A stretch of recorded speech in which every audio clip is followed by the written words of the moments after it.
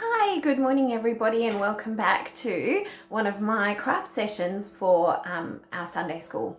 So this week in Sunday school we talk a lot about how Jesus is the shepherd, how we recognize what he says and therefore we follow him, and if we get to know him well enough we'll know which information to follow because we know what would sound like Jesus, sound like the God we have got to know.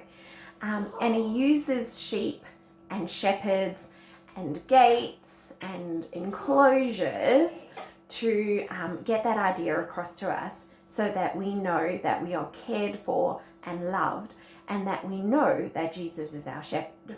So today we're going to actually make two crafts and I'm going to try and do them really quickly in this video, and then you can either choose to do one or you can do both.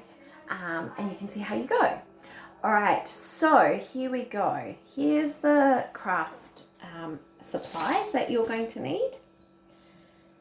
Okay, and we're going to get stuck straight into it. So for the first activity, we're going to use these items. So I'm just going to wiggle these ones out of the way.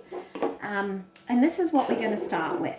Okay, so we're going to draw around a piece of card. Now on my mock-up, I actually just used a cardboard box and I just made this really odd shape here. But when I did it for the video, I actually used a piece of plain white card.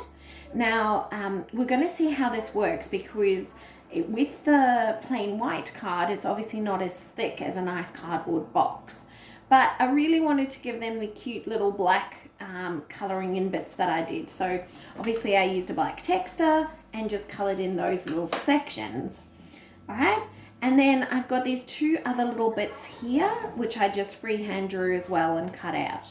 Okay, so those are the equipment that you need. You need a bit of card. You need to draw this weird looking shape on it. I'm just going to show you that shape nice and clearly. And then two little, well, they're going to be ears.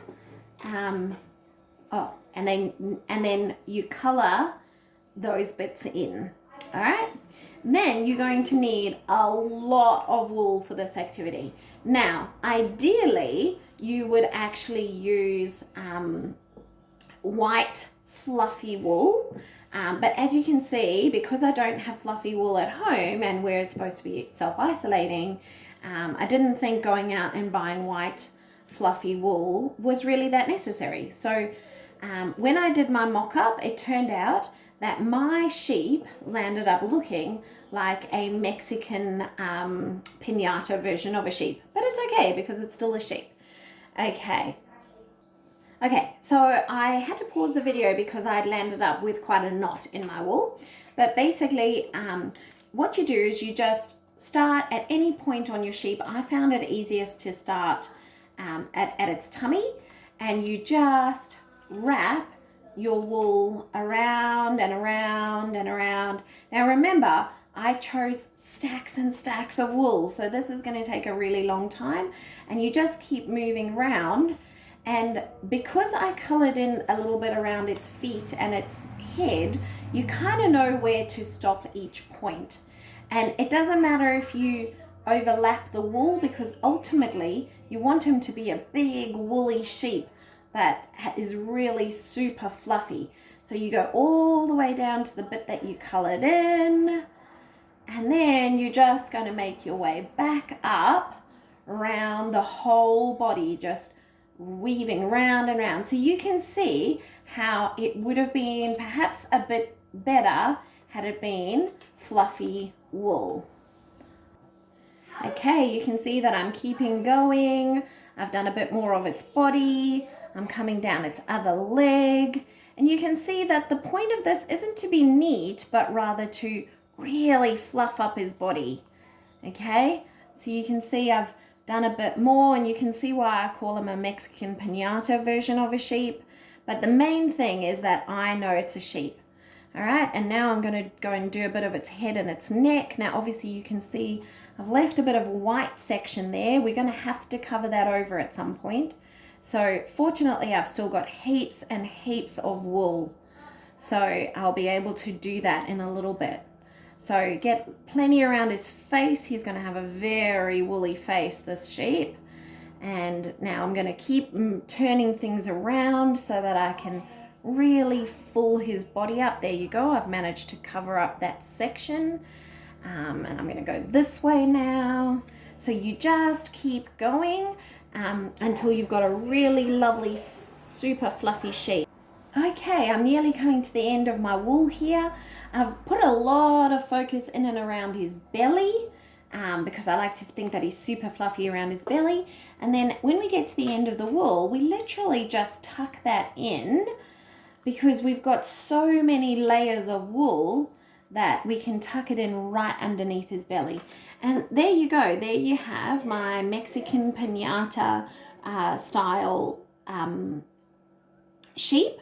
If you had a white fluffier wool, which you can get, I think it's called homespun wool, it would probably look even more like a classic sheep. But I kind of like my Mexican piñata sheep. We can now use these little ears to add some detail onto our sheep. So we can use some hot glue, or I've just got a glue stick, which I'm going to put lots and lots of, like a lump of glue if I can get it. You could use craft glue to glue your ear on. And worst case scenario, of course, is always that you use a little bit of sticky tape. So sometimes you have to go with what you've got. Hot glue would probably be the most effective, but I'm just using some other bits and pieces so that you can see that doesn't matter the circumstances you're under, you can usually find something to make it work. So there is my finished sheep with his cute little ears, his lovely black face, and black feet. All right, so boys and girls, there's my lovely piñata sheep at the background here. Obviously, you've made yours a different way, however you like it. Now I am going to do the video of the other sheep. Okay, so boys and girls, with this one you need, ideally, again, I've used a bit of card. Again, on my mock-up though, when I did it, I actually just used paper and it worked fine. And you're going to freehand draw that cute little face, and I've outlined it in marker so that it looks a bit more obvious, and then you just cut it out. Okay, so he's sitting separately, and again, very limited amount of resources that you need, and the sticky tape is just here just in case it doesn't work. So with your strip of card, you can see that I have just cut off a length of A4, and you fold it not quite in 2/3. So you can see there's my line, it's not quite in thirds. You want one piece that's just a little bit longer than the rest. So if you see it like that, you can see that it's not quite thirds. All right, now that's actually going to be your base piece. This one's going to come over the top, and this is where I definitely think sticky tape is your best bet. So rather than glue sticks, because it really needs to be quite firm. So get yourself a piece of sticky tape, stick that across there, tuck it in if you've overshot the mark a little bit, and then you've got an slightly it looks like a dog kennel shape. Okay, and then you just get your cute little face that you spent some time drawing, and you glue that on the front. Okay, just like that. So as you just make sure that you've taken some time to draw that face the way you like it. Now remember, some sheep have black faces like we did on this sheep here. So if you want to do it on black card, you most certainly can do that. All right, and then for the super cute part, you're just going to stick some cotton wool balls. So you obviously need 4. Now I'm using a glue stick. Again, you probably find craft glue is probably better, or a hot glue gun, or as I said previously, a little bit of sticky tape never hurt anybody. So the sticky tape actually works quite well and you don't get as sticky on your fingers. So with the sticky tape, if you break off a piece and you fold it around just like that, then you can stick one end and you've made the equivalent of double-sided tape. So obviously we need 4 fluffy feet. Okay, remember glue stick, hot glue gun, PVA glue, whatever it is that you have at home, sticky tape.